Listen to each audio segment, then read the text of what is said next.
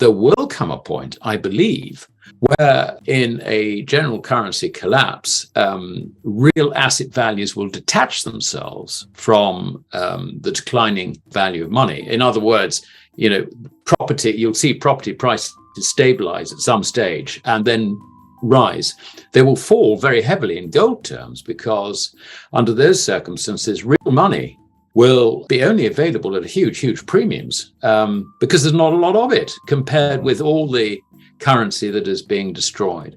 So I think, Daryl, the answer to your question is yes, I do see further substantial falls in stock markets because not only are we not done with the rise in government bond yields around the world, but they are going to rise considerably further, and that's going to create even more difficulties for governments whose budget deficits are going to increase very substantially as a result of the contraction of bank credit, which I think we've discussed before.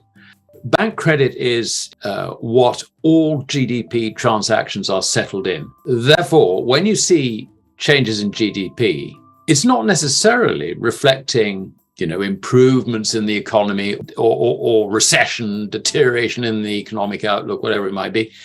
No, what it's actually reflecting is the amount of credit deployed in the economy. And if the banks contract the amount of bank credit, bingo, you find GDP collapses. And this is what we now face because, as we've said many times before, the commercial banks are very highly leveraged. They now see the economic outlook as deteriorating quite rapidly.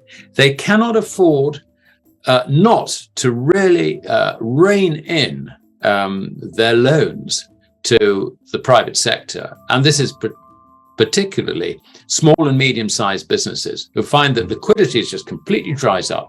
So what happens then is you find that businesses start going bust en masse. And it's not necessarily the big businesses who can rely on government contracts or whatever. Or you find the central bank turns around and says to the commercial banks, for goodness sake, you cannot foreclose on, I don't know, name any big business you like, from mining to manufacturing in your country. They will be lent on to keep the big businesses going. Okay, so if that's the case, I've got to close down everybody else because I'm over leveraged. My balance sheet, I've got to look after my shareholders. To hell with the regulator, I've got to look after my shareholders. And that's the position that bankers are rapidly getting themselves into.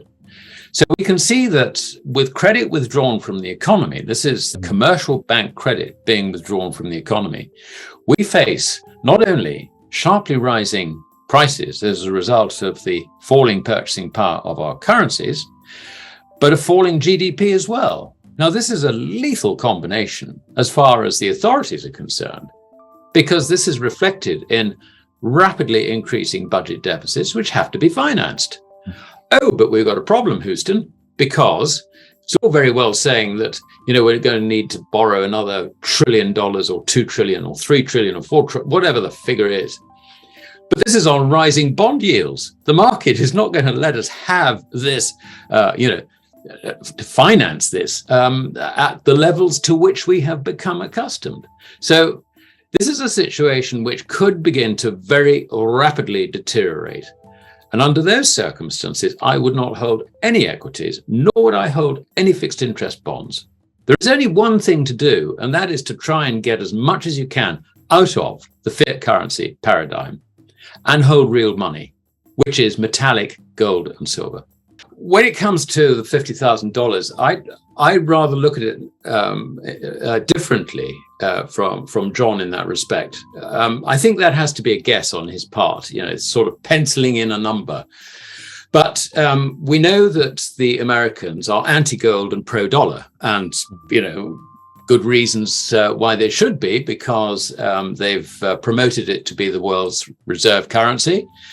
Everything is traded in dollars. But the reason they will have to towel on gold is really very, very simple. With the dollar collapsing under what is sort of commonly termed hyperinflation, but I think a better description is just complete loss of credibility and purchasing power. Under those circumstances, the only way they can stabilize it would be to go back to accept that really is gold, and they need to anchor the dollar to gold. Mm-hmm. I think it's quite possible that you might see the dollar go down to the point where they're considerably more than 50,000 to an ounce of gold. I really don't know. I mean, that is ahead of us, but there are going to be extreme difficulties, I think, for the Western fiat money establishment, fiat currency establishment, extreme difficulties for them to accept the reality of the situation. And it's going to be different for different countries. I mean, Canada has sold all its gold, got none at all. Britain, under Gordon Brown, sold 2/3 of its gold, which wasn't very clever. And so far as I'm aware, the Treasury has made absolutely no attempt to recover any of the gold that it lost at under $300 an ounce, by the way. Mm. I mean, some countries, bizarrely, seem to have quite a lot of gold. I mean, places like Turkey, whose currency is collapsing. Yeah. And interestingly, going back to if you like, the Russia-China axis, I mean, if you look at who's actually been buying gold in the central banks, it's been predominantly, Shanghai Cooperation Organization members, also other members of the Eurasian Economic Union. If you take all those together, they've, accumulated far larger amounts of gold than any of what I would call the sort of either Western aligned or non-aligned nations' central banks. I think we're looking at something like over 4,000 tons as against 800 tons. This is quite an important signal, I think, that there's going to be a more ready acknowledgement and acceptance that currencies should be linked to gold in Asia than is likely in the West. But really, as to John's point about $50,000, I think that can only be a pencil-in figure.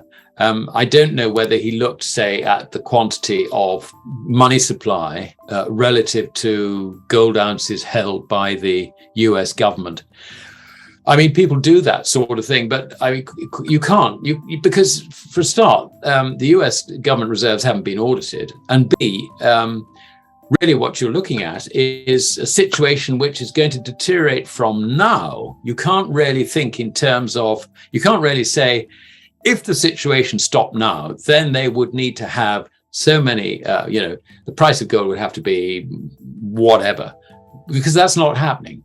This is, we're getting a rapidly deteriorating and accelerating deteriorating condition for fiat currencies. So we cannot guess what the outcome will be in that sense. But what I can tell you is that they will have to go back to accepting that gold is money and all the rest is credit.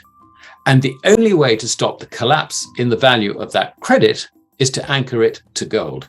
How long that will take, what we will have to go through to get to that point, I have no idea. All I just know is it's going to be very, very difficult for us because we don't, our economic establishment just don't understand money.